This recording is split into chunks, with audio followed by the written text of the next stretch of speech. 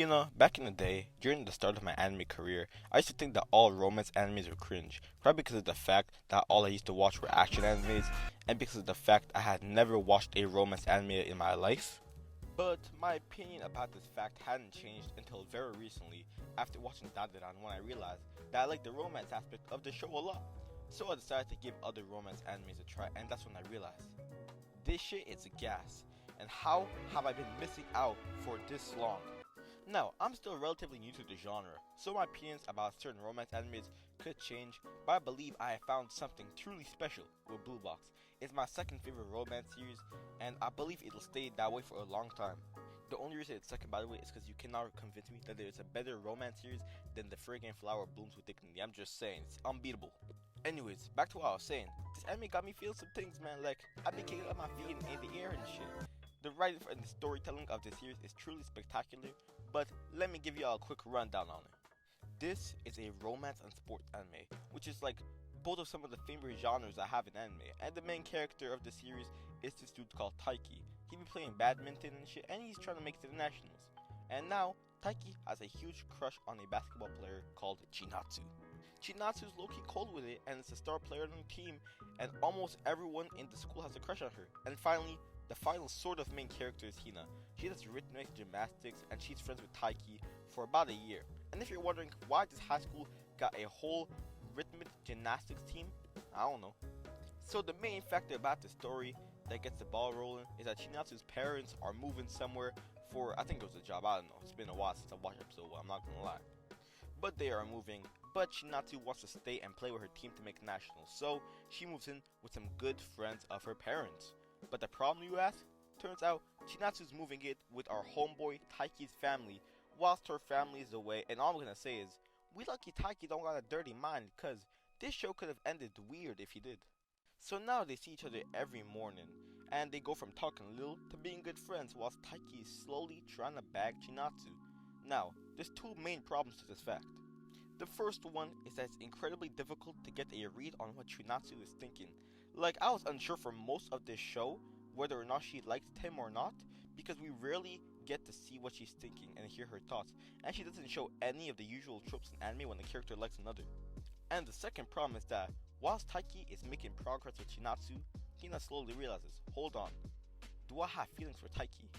Which ends up creating this love triangle, and I'm not gonna lie. You may be skeptical about this show because usually shows with love triangles end up being cringe or dookie, but the part that distinguishes this series from all those other ones is due to the fact that these characters actually have a sense of maturity, which I realize is like usually the best base for romance animes.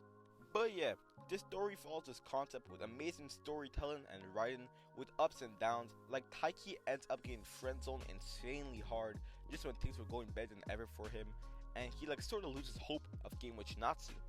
But let me tell you something, if you watch this show, it is guaranteed that Taiki is gonna annoy you at some point, because even though in this show everyone is mature, he's like more dense than like most other people in the show. He's still my guy, but I bet he's annoyed every viewer at least once. Honestly though, the most mind-blowing part about this show, to me at least, spoilers by the way if you haven't made it to episode 12, but my mind was blown whenever it got revealed that Chinatsu actually likes Taiki back. Like, ain't you friends with him 3 episodes ago? I watched other people's reaction and turns out like everyone except for me knew that she liked him back. I don't know, maybe I'm as sense as Taiki, but turns out she friend zoned him because Taiki was acting awkward after the room incident, so she felt like she was the reason why, so she ended up pushing him back away a little. And even though she still liked him, listen man, I don't know how to explain this, but it makes sense if you watch the show. And then the gap between them is growing because she thinks that Taiki is going on with Hina because she caught them alone, and now it's punching air right here to figure out that she liked Taiki back. But also I feel bad for Hina because she's gonna need to get let down. I mean, it's pretty obvious, I feel like. Like, I fuck with everyone heavy in this show, so I feel bad that someone's gonna get disappointed because I want the best for everyone in this show, which just goes to show how likable these characters are. I know I'm yapping a lot, but that just goes to show how passionate I'm about this show, man. Like, you feel me? The best part about this anime is that season 1 is 25 episodes, so I can eat for a while and let them cook and do their thing, but I wish that the entire season was out because I'm tweaking without it between weeks.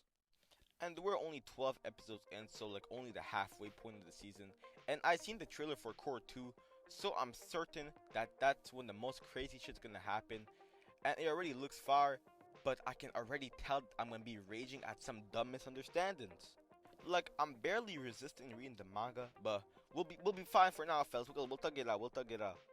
Y'all just gotta watch this anime to understand how beautiful it truly is. Like the visuals, the animation, the art style, the story. It's all so peak, y'all. Y'all just gotta watch it, I'm telling you. Like, if I had to rate this show, I would rate it a clean 9.5 out of 10.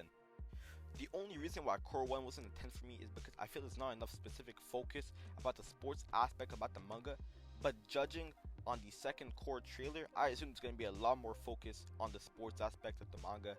Like, I seen Chinatsu lock down some girl like she Kawhi regarding LeBron. That was one of the worst voice cracks I've ever had in my life. Anyways, funny enough, when I was trying to put one of my friends onto the show, bro said they sound like a K-drama, and like, fair enough. But like, from an explanation alone, it does. But I'm telling y'all, man, y'all are missing out on some peak if you don't read or watch this. Y'all gonna have to trust me on this one. Anyways, yap time's over. I'm gonna crawl back to my cave, and I don't know how to end this video, so bye, I guess.